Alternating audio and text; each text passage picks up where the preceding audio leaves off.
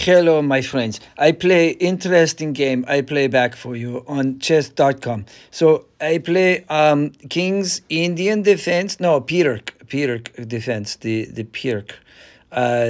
Similar but a little different. I show you. I almost lost this game to an opponent who was very nice and good. But I show you what happened now. So.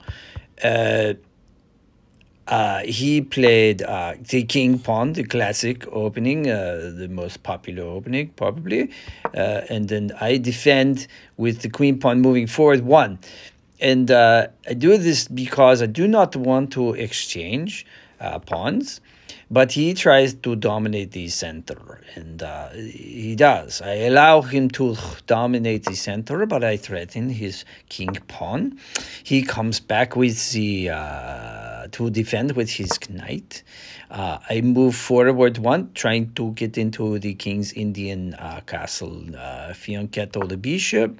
He allows me to because he plays an ineffectual move, which is basically developing his attempt to castle, but I will be able to castle before him.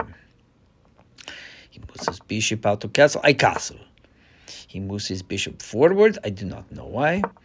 I move my rook, preparing the king pawn to move forward to the e pawn.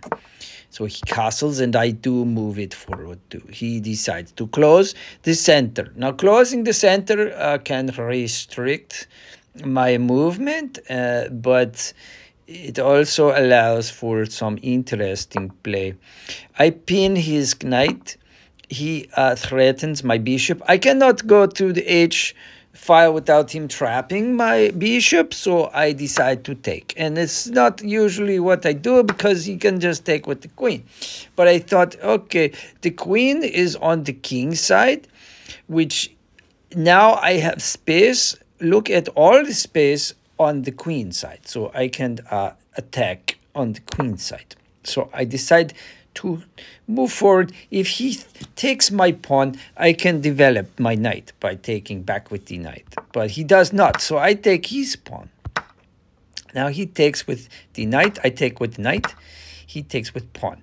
Now pawn is preventing my knight from going to its natural position at c6, but that's okay. I push forward my pawn, doing a fork.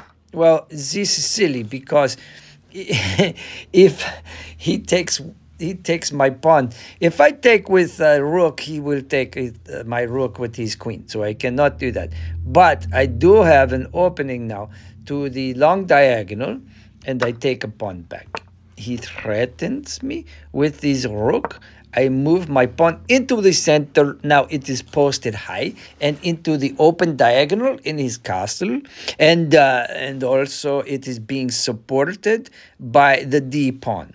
So a nicely posted bishop on lines which cover many areas of the board.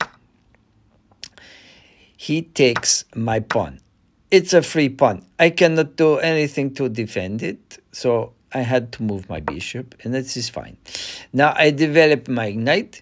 He takes my other pawn. I did not see this move, I must admit. I was unaware that this would happen, but this is okay so far. I move my knight to threaten his bishop. He moves his rook to double the rooks in an open file. This is always a good strategy, people, to do this. But I know what's coming next. What's coming next is he's going to move his rook to b8. And knowing this, I have to move my queen. I decide, however, to move my knight. Why did I move my knight? Oh, I took his bishop. Yes, I wanted to take his bishop because I was down 2, and now I basically a knight. I think the bishop is a double bishop. The bishop pair is so powerful. I wanted to make sure that he did not have that. So I took the knight. And then he responds by taking my knight. Now I move the queen. And now I have a long diagonal, and I can check the king if he moves his rook that is on his king rank. So he moves his queen into an interesting position. I did not know it was coming next, but I sort of suspected that check was coming next. So I move my rook to threaten his rook. He delivers check. I move out of the way. He cannot check me further. Actually, he could have checkmated me if he just moved his queen and took my rook on e1 or e8. That would be checkmate. But he did not. So he moved his rook instead. So I took his queen with my rook. And then he took my rook with his rook. And then I moved back. And now I am ahead because he exposed his queen. Crazy, huh? This is why you play to the very end. This is where he resigned.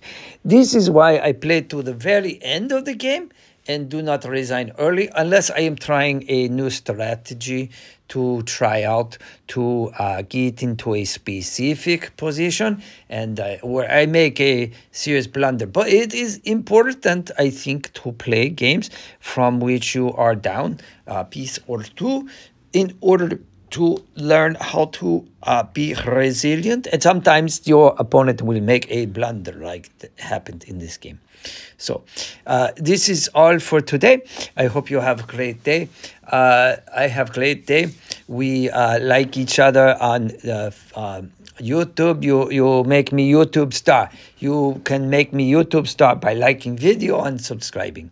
I see you on the next one. Happy chess playing. I talk to you in the comments. Take care.